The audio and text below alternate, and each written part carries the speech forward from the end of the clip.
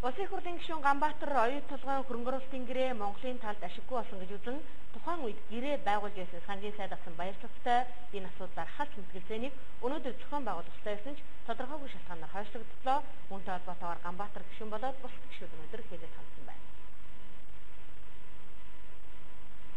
Оюут толгой орд газрын хөрөнгө оруулалтын гэрээ байгуулсан цагаас хойш Монголын ард түмэнд ашиггүй болсон газрын дарах байдлаа гадныханд найр тавиад өгчсөн физикээр тухайн үед гэрээ байгуулсан сангийн сайд эрс байлиг эрчим хүчний сайд нар Rio Tinto компаниас их хэмжээний хахуул авсан гэх хардлага сэргийлэх асуудлыг дагуулсаар ирсэн. Энэ талаар өнгөрсөн парламентын гишүүд хүчтэй шүүмжлэлийг тавьж байсан ч шинэ парламент байгуулагдсан дараа бүлэгт адилсан юм шиг амаа өдөөж шинжлэлийн засгийн газрын мөрийн хөтөлбөр туссан оюут толгой орд газрын хөрөнгө оруулалтын гэрээнд өөрчлөлт асуудлыг улсын их хурлын босод дагуулгын унгаачихсан. Харин улсын их хурлын гишүүн Ганбаатар оюут толгой орд газрын хөрөнгө оруулалтын гэрээг дахин зөвгөж энэ гэрээ Монголын талд ашиггүй болсон уу үгүй гэдэг асуудлаар тухайн сангийн сайд гишүүн баяр цогцод халт мэтгэлцэх саналыг тавьсны дагуу өнөөдөр энэ мэтгэлцээнд зохион байгуулах учиртай байсан ч тодорхойгүй хугацаагаар хойшлогдлоо. Баяр цогц гишүүний зүгээс нэгэн цагаан дээр хараар бичигдсэн гэрээний асуудлыг ард түмэн тайлбарлах татгалзах асуудал байхгүй ч ойрын хугацаанд ажлын ачаал их байна. Дээр нь засгийн газар оюут толгой компанитай хэлцээ хийж байгаа энэ үед нийгэм цэрэг мэдээлэл өгч болохгүй гэдэг шалтгаанаар мэтгэлцээний арга хэмжээг хойшлуулсан байна. Үүнтэй холбоотойгоор улсын их хурлын гишүүн Ганбаатар болон оюут толгой орд газрын гэрээний асуудал эсрэг байшранд ханддаг гишүүд өнөөдөр сэтгүүлчд мэдээлэл хэлсэн. Энэ хэвлэлийн хурлын дундор баяр цогц гишүүн мөн ажил уг орд газрын хөрөнгө оруулалтын гэрээтэй холбоотой асуудлаар байр суурь илэрхийлсэн юм аа. Энийг нь шүү дээ шоу эсвэл нэг тийм популизм гэдгийг тайлбарлах дуртай хүмүүс байдаг. Энэ дээр нэг зүйл хэлээ. Улсын их хурлын гишүүний үндсэн 3 үүрэг байдаг.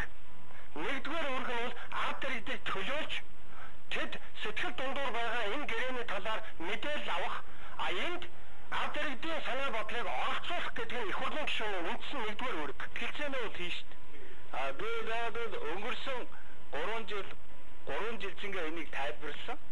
Мэтгэлцээнийг бол хизээч хийхэд бэлэн байгаа. Хамгийн гол нь мэтгэлцээ хийхэд чинь өөрсдийгөө гайхуулах гэж мэтгэлцээ хийх шаардлагагүй шүү дээ. Яг л олон нийтэд энэ байгаа байдлын талаар үнэн зөв мэдээлэл өгөхөөс мэтгэлцэх хэрэгтэй. Тэрнээс Ганбаатар юм уу баяр цогт нь илүү мэдээлэлтэй байна уу, илүү мэдлэгтэй байна уу, зөв байна уу гэж асуудлын гол нь бол угаасаа биш.